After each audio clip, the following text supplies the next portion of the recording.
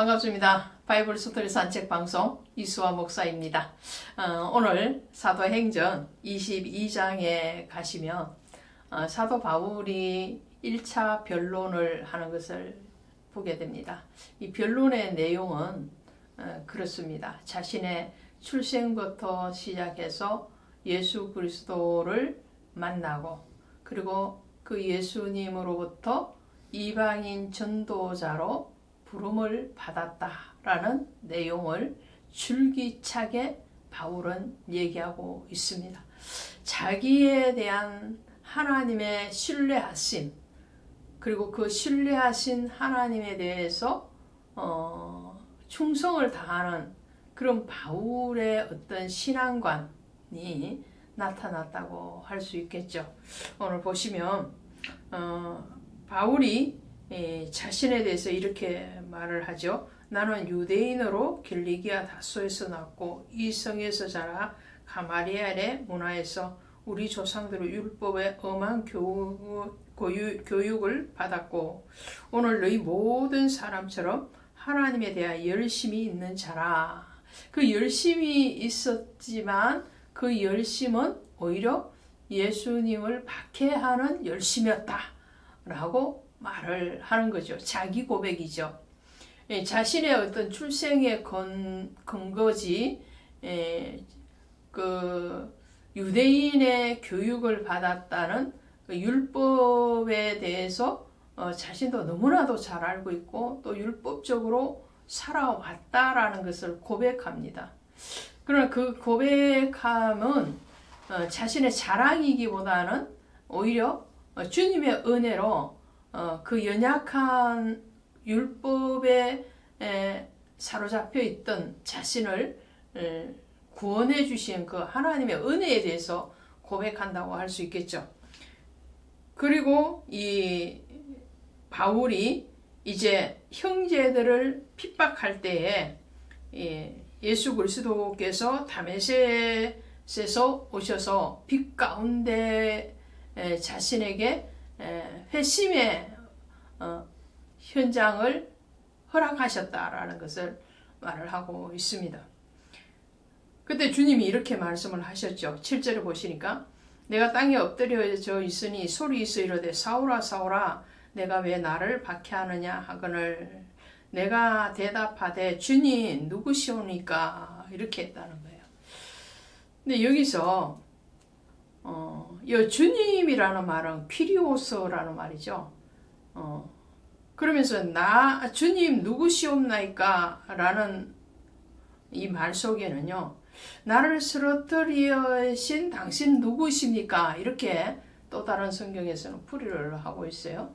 예수님을 만났을 때에 마치 구약에서 하나님을 처음 떨기나무 불꽃 가운데에서 만난 모세가 당신은 누구십니까? 라고 물었던 것처럼 주님 당신은 누구십니까? 라고 물어보는 거죠. 모세에게 하나님이 대답하시잖아요. 나는 스스로 있는 자이다 라고 말씀을 하시는 것처럼 오늘 바울에게는 주님이 말씀하신 것이 나는 내가 박해하는 나사렛 예수라 하시더라 라고 말씀을 해요. 이 나사렛 예수라는 거예요. 나사렛 예수. 이 나사렛 예수라는 것은 오실 메시아에 약속된 그 메시아라는 말씀을 하시죠. 또 가장 연약하고 가장 빈약한 자리에 인간의 모습으로 오신 하나님이시다라는 것을 말씀을 하십니다.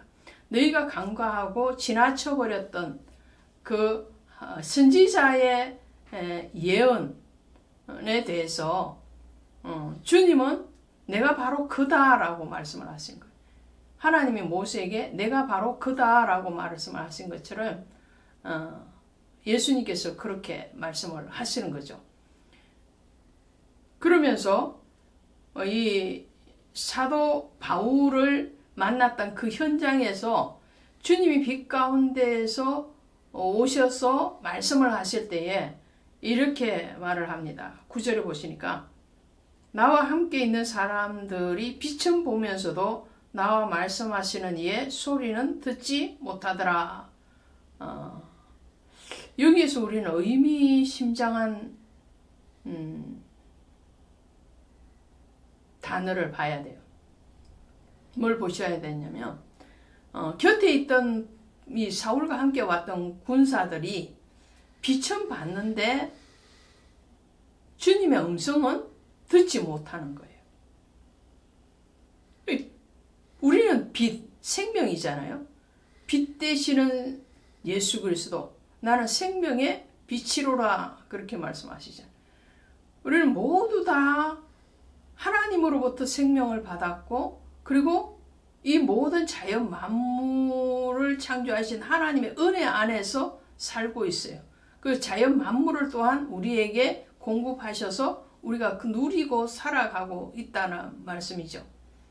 그래서 로마서에서 자연 만물을 통하여서 하나님의 계심을 나타내셔서 사람들이 핑계하지 못하게 하셨다고 그랬거든요. 뿐만 아니라 우리에게 양심이라는 것을 주셔서 하나님을 증거하게 했거든요.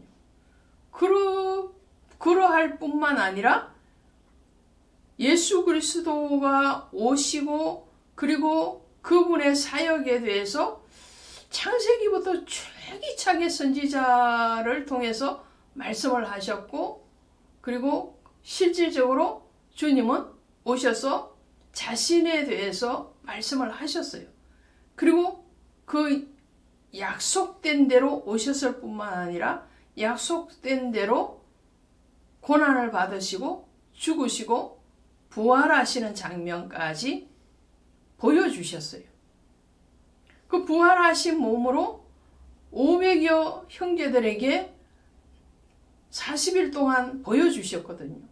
그리고도 지금 초대교회가 세워지면서 바울을 비롯 이 바울이 지금 22장에서 증거할 때까지 사도들과 제자들을 통해서 예수 그리스도에서 증거를 합니다. 그런데도 많은 사람들이 그 주님의 은혜와 생명 가운데서 누리고 살아가고 있으면서도 주님의 음성을 듣지 못한다는 거예요. 그래서 계시록 1장 3절에 가시면 이 예언의 말씀을 읽는 자와 듣는 자와 그 가운데 기록한 것을 지키는 자는 복이 있도다. 우리는 얼마나 복이 있느냐 말이에요. 많은 사람들이 빛 가운데 생명의 빛인 예수 안에 살아가면서도 예수님이 주시는 그 혜택을 누리면서도 그 주님의 음성을 듣지 못하는 거예요. 귀가 있으나 듣지 못하고 눈이 있으나 보지 못하는 그런 상황인데, 사울은 빛 가운데로 오신 그 주님을 보기도 하고 듣기도 했다라는 거죠. 그래서 마태복음 13장 16절에 보시면 너희 눈은 봄으로 너희 귀는 들음으로 복이 있도다 라고 주님이 말씀하신 거예요. 오늘 바이블 스토리 산책 방송을 통해서 복음의 말씀을 듣기도 하고 보기도 하고 깨닫고 지켜 행하시는 여러분들은 복 있는 분들입니다. 자, 그렇게 바울은 자기가 어떻게 부름을 받았는가에 대해서 말을 합니다. 그리고 난 뒤에 그 부름의 목적이 뭐냐면요, 14절에 이렇게 나와 있죠. 그가 또 이르되 우리 조상들의 하나님이 너를 택하여 너로 하여금 자기 뜻을 알게 하시며 그 의인을 보게 하시고 그 입에서 나오는 음성을 듣게 하셨나니. 이게 무슨 말이에요? 아나니아를 통해서 주님이 말씀하시는 것인데요. 우리 조상들의 하나님이 너를 택하여 바울을 택했다는 거죠. 하나님 앞에 청함을 받았을 뿐만 아니라 택함 받은 바울입니다. 또 저와 여러분인 줄로 믿습니다. 택함을 받았을 뿐만 아니라 오늘 의인을 보게 하시고, 그 의인이 누구죠? 의인이 바로 예수 그리스도시잖아요. 의로우신 하나님이세요. 그 의로우신 하나님이 인간의 몸으로 오신 분, 그분이 바로 인자시요 의인이시죠. 예수님을 보게 하시고, 그리고 그 예수님의 음성을 듣게 하시고, 그것을 모든 사람들에게 전가하기 위해서 주님은 바울을 부르셨다는 거죠. 거기에 대한 소명에 대한 확신이 있어요. 바울은. 하나님이 자신을 부르셨을 뿐만 아니라 예수 그리스도께서 자신에게 주신 그 사명에 대해서 확실한 언약에 대해서 조금도 의심하지 않습니다. 그 견고한 믿음 정말 우리가 본받아야 되죠. 그리고 주님이 그를 어떻게 인도하셨냐면 예루살렘에 돌아와서 그 후에 내가 예루살렘에 돌아와서 이 17절의 이 말씀은요. 바울이요. AD 33년에 다메섹에서 주님 앞에 부름을 받았죠. 그리고 곧장 갈라디아서 1장 18절 이하에 가시면 아라바 광야로 내려가서 주님으로부터 직접 가르침을 받습니다. 성령의 가르침을 받아요. 그리고 난 뒤에 AD 36년에 예루살렘으로 돌아옵니다. 그러나 돌아왔으나 베드로를 비롯한 제자들이 이 바울의 과거의 행적을 기억하고 현재 변화된 바울의 모습을 받아들이지 않습니다. 의심하죠. 거기에 대해서 바울은 침체하고 자기의 고향인 다소 지역으로 내려가서 은둔하고 치과의 생활을 합니다. 그것이 AD 36년부터 45년 동안에 일어났던 일이에요. 약 몇 년인가요? 한 8, 9년 정도 고향에서 치과하는 거예요. 낙향을 한 거예요. 그야말로. 그러다가 바나바가 이 다소 지역에 내려가서 이 바울을 데리고 안디옥으로 올라오게 되죠. 그리고 안디옥에서 공동 목회를 한 것이 AD 46년입니다. 그 이후에 이제 바울이 1차 전도, 2차 전도, 3차 전도, 4차 전도 이렇게 가는 거죠. 지금은 22장부터 28장까지는 4차 전도 여행으로 분류가 됩니다. 이때에 바울은 골로새서, 빌립보서, 빌레몬서를 기록한단 말이죠. 그러면서 바울이 얘기를 합니다. 내가 이렇게 예루살렘에 돌아와서 또 주님은 말씀하시기를 너는 이방에 가서 복음을 전하여야 할 것이다.